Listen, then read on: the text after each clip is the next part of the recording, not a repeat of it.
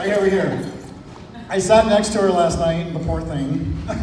She had to listen to me quiz her about everybody in the Hammond side of the family so that I could try to memorize everybody's name. So thank you very much. But you guys may or may not know this, but Sam is my first in the line of about, I think, 13 or 14 weddings I'm gonna probably have to do this for in the coming years. So, this is gonna be either really, really good, a complete bomb, or somewhere in between, because that's really the only possible outcomes. So, all right, so first of all, I do want to recognize, I think we already did, but to Doug and to Marsha Hammond, thank you so much for being here. To Sue and John Desiderio, Sam's mom and his dad, and to my lovely wife Michelle, her other mom and dad. So I know it's a little weird, I said, but years ago, John and I, we just didn't work out, so.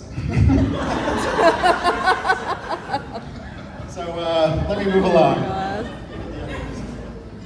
I expected like a podium or something like that. Okay, so talk about Samantha. Here we go. I'm gonna try to keep it together. So my Samantha, my Sam, my Sammy, my Sam. She is the original Daddy's little girl in a very long line of Daddy's little girls, obviously. She was the first though. She's the OG. But Sam is equal parts caring, equal parts loyal.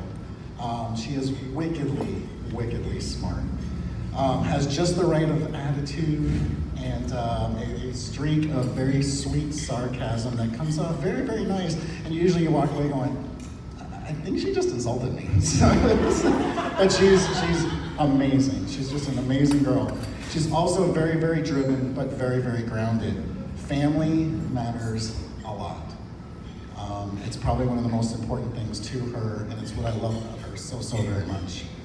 I'm so proud of what she's become. I'm so proud of the young woman she's grown into. I'm so proud of just kind of what she's accomplished, right? But I do need to tell the story, because I think you're supposed to tell a story about it. So I have many I could tell. One of my favorites is when she was about 3 years old. She was sitting on the floor of Pop-Pop, rest in peace, he's passed away, but Pop-Pop's floor, and she was working on a shape sorter. You've seen these things, the little cubes, you put the little circles or the triangles in, except this one was like super advanced. It had like 10 or 15 different spots in it with different size ellipticals and stars and 17 pointed stars and whatever. And she was sitting there with a family friend, it was about 2021, and Sam grabbed a piece, a very complex piece, and went to go put it in a spot. And the friend's like, no, dear, it goes over here. And she went, no. And she turned it over and put it in the right spot. So it was really clear at an early age that Sam understood how the puzzles went together. She understood how complex things fit together. And this is how I know in my heart that you've thought all this stuff through and you know what's right for you. And you've made an amazing choice. So good job. All right. So on 3, can I get a woo, Sam? 1, 2, 3. Woo, Sam! Here we go. Page 3. To Sam and Joe. All right, I spent a lot of time trying to figure out the most wisdom-y of wisdom stuff that I could bestow upon the two of you. There is so much advice out there. There's so many things I'm sure you've heard of from so many great people in this room, right? But I'm like, okay, what's the one thing that I could go out there and give to you guys that would mean something? So I searched for memes, I searched for little idioms, I searched for little quips. I went out to quotes.com and Quotify and Quotebox and Quotebook and Quotestagram, SnapQuote, the list goes on and on, right? But nothing. So I went to the heart, because that's where the really important stuff is. So this is my single most amazing piece of marriage advice that I could ever give you. Ready? Never forget that you guys are individuals and a couple. The whole is greater than the sum of the parts, right? Enjoy the stuff that you build together. Do the stuff that you love to do on your own. Both of those things are equally important. And talk. So this is the second thing. I know I only said one. This is the second thing. And talk. That's another thing. Talk. Talk a lot. Talk when you're afraid to talk. Talk when you don't think it's a good time to talk. Talk about your victories, talk about the defeats, talk about the stuff that matters, talk from the heart, talk from the brain, talk a lot. And listen. You gotta listen too. So that's like a third thing. So you gotta listen a lot. But not more than you talk, because then you're both just sitting there listening and not really saying anything. So you gotta talk. So let's recap, right?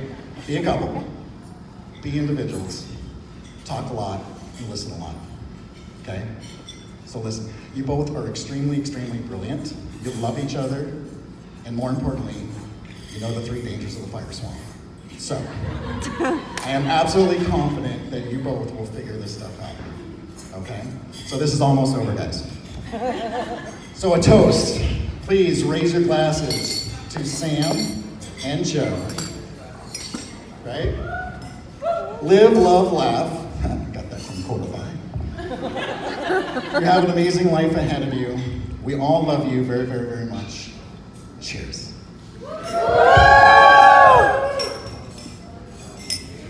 Crud. Hold on a second.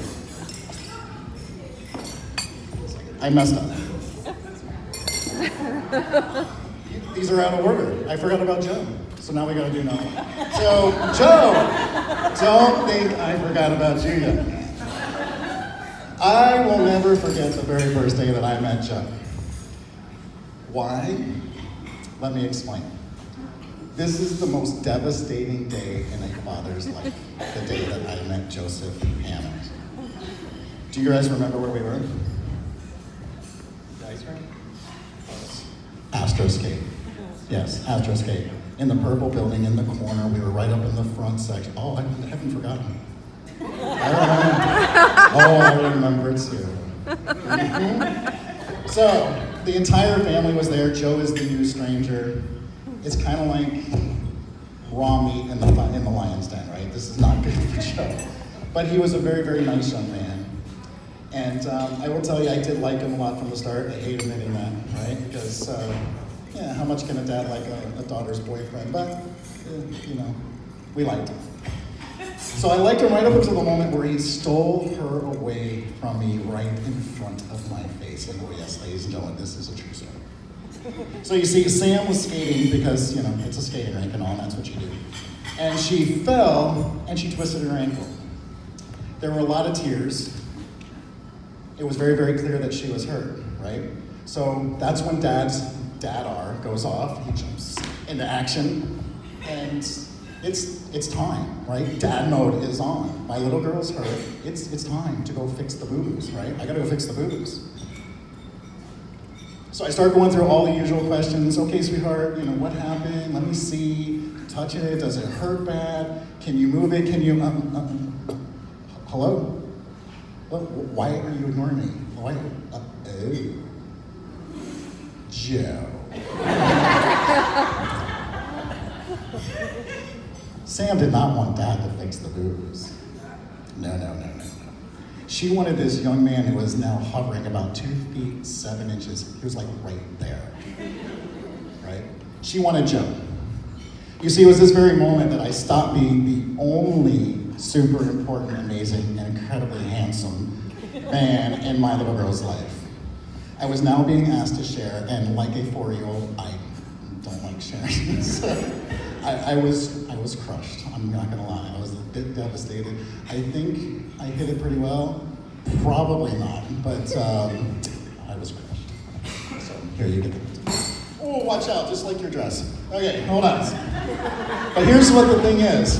Joe was there. Joe was at her side. Joe was doing it all right, and it was clear that he really did care. He cared about her so much, and she loved that he cared. And it put a smile on my face. He was fixing the boo-boos, right? And she wanted him to fix the boo-boos. And I knew right then and there that we had a very true gentleman in our midst, and I began to love him forever for that. So I do want to thank you, Joe. It's the hardest thing for a dad to say. Thank you for that moment. It means an awful lot to me because I know that you too will be an amazing daddy and boo-boo fixer when my first grandbaby arrives in June.